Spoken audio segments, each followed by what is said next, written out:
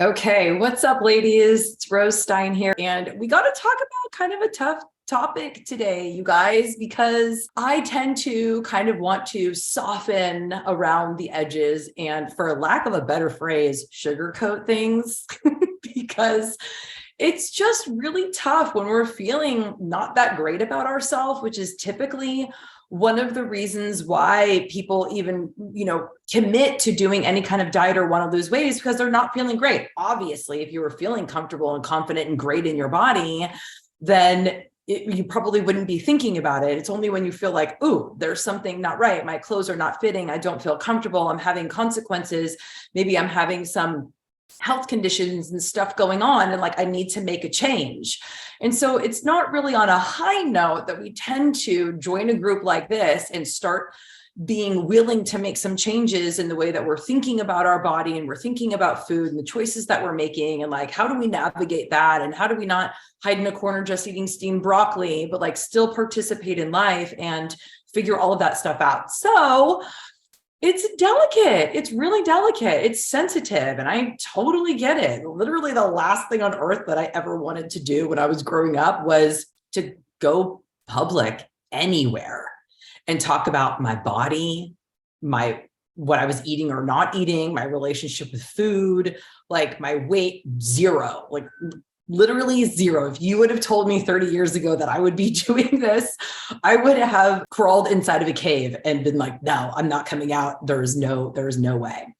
But what happened is that through my years of struggling and suffering and trying to figure out, and just this like desperate need and desire to just feel okay in my body. Like I couldn't figure it out. I could lose weight, but then there was some way in which I was thinking about, and it took me a long time back and forth to realize that it was actually my thinking, the way that my body kind of responds to certain foods. It's not really the same as other people. Like there's a lot of people that just don't struggle, but I start to get like obsessed. But also the way that like I think about my body and food, it's like, oh, I'm going to do this diet. And then once I get there, somehow I'll magically know how to eat right for my body, even though I didn't practice that, because there's so many different ways to actually lose weight, and never really connected that like, oh, if I just start eating the way that I would be eating at my natural and ideal weight, healthy and vibrant and alive foods, and really begin to build that practice into what it is that I'm doing while I have the motivation to lose weight, that by the time I actually lose the weight, that will be my habit. And I won't have to struggle. I won't have to figure it out. I won't have that weird thing in my brain that's like, oh, now I can eat how I want to. Now I can eat normal. It was this like twisted thinking. So if you're in that space, I totally get it. So again, this like idea of kind of sugarcoating, but really, quite frankly, the facts are that highly processed foods that have a lot of sugar that are added to it. I'm not talking about apples and oranges and even dried fruit, even though that's kind of iffy, but I'm not talking about real food that actually has nutritional value. I'm talking about things that are just, candies and cakes and cookies and things like that, that just don't really serve the body in any other way other than the mouth gets excited about it. So when we are making changes in our life, it's really important that we get really honest with ourselves about the pros and the cons, and realizing that we're not crazy, we're not stupid, there's nothing wrong with us. Like fundamentally, it is important that we get really clear on what the benefits are of making the kind of changes that we want to make in our life, for our health, for our body, for our weight, and that it's not just about the weight. Because what happens is that you'll lose the weight and focus on that. And there's a lot of different ways to lose weight, and not all of them are healthy. And then once you do that, you're like, okay, now I don't have to think about it anymore. Now I don't have to worry about it anymore. And then you end up back in that same old cycle and gaining it back, and then frustrated again. And it tears down for me, it did. It tore down my self-confidence. It tore down my self-esteem. I was so embarrassed to be on the train of gaining weight and so uncomfortable with people commenting on my body as I was losing weight because I had no confidence that I'd be able to keep it off, even though somehow in my brain I was like, this time is different, this time is different, this time is different, So we want to talk about mood and be really clear in understanding that our hormonal life is more than just getting our period when we're teenagers and then having, menopause symptoms and like all of that horror that happens later in life. That's the stories that we're told, and everywhere in between is just irrelevant. That is not true. Literally every process and every experience that you have in life is regulated by hormones. So I'm talking things about mood, and it's not just mood swings, literally your mood. So like how happy you are, how sad you are, and everything in between is all regulated by hormones.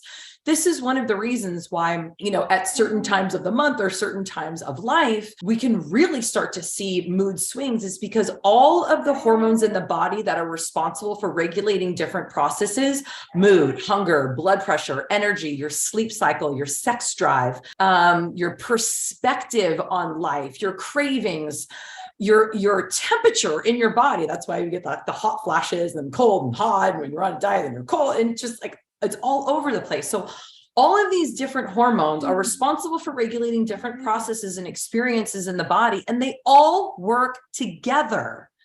There's not one that works independently of the rest. So it's not like, well, I'm going to eat a bunch of, whatever that I know is going to mess with my insulin, which is a hormone, but that's not going to affect any other part of my body. Like, it's just fun. It's just releasing some dopamine and I just feel good. Not accurate. That is not the truth. And this is one of the things that I mean by being really honest with ourselves, really educating ourselves on how the body actually functions, the connection between what the input that we're putting in here. And it's not just food, it's everything that we eat, everything that we drink, everything that we think, everything that we do, everything that we watch and that we see and that we hear. All of the input goes into the system, and then your body has to manage that and regulate that. So one of the things that I have found is absolutely profoundly helpful is having some kind of communication in groups like this, and making sure that we have the support that our mental, emotional, spiritual self needs on a journey of change and transformation, and really allowing ourselves to be fully who we are.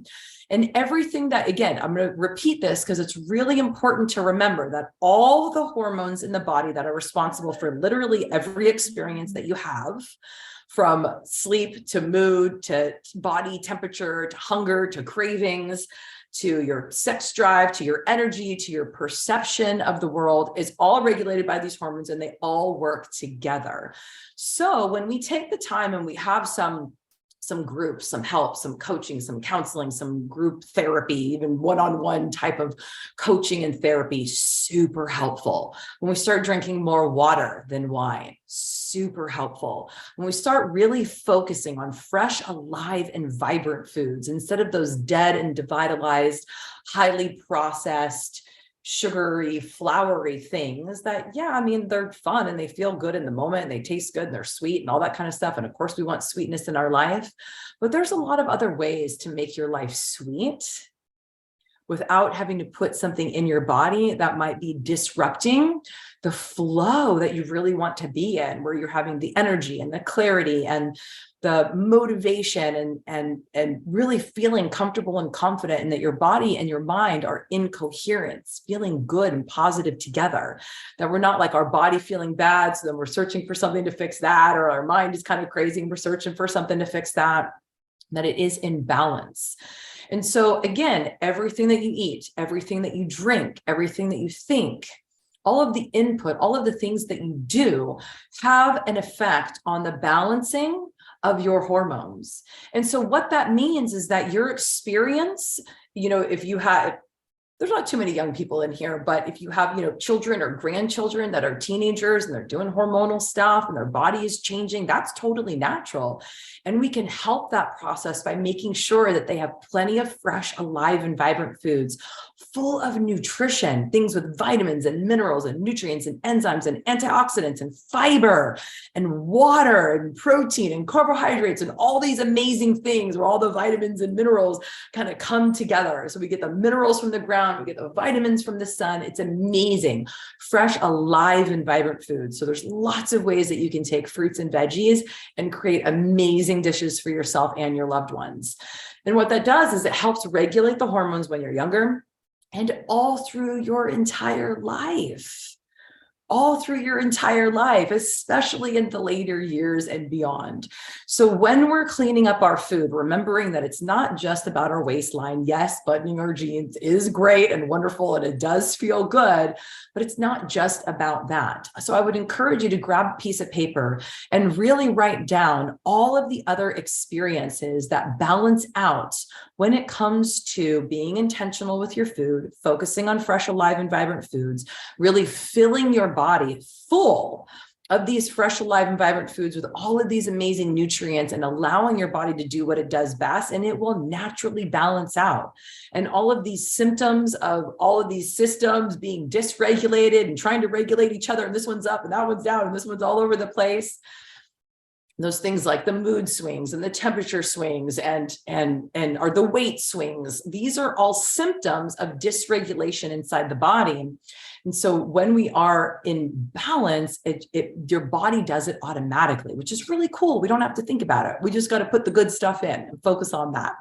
So I'd encourage you to get a piece of paper and really write down, be very clear with yourself, not vague. Oh, it's in my mind. Oh, I just know that.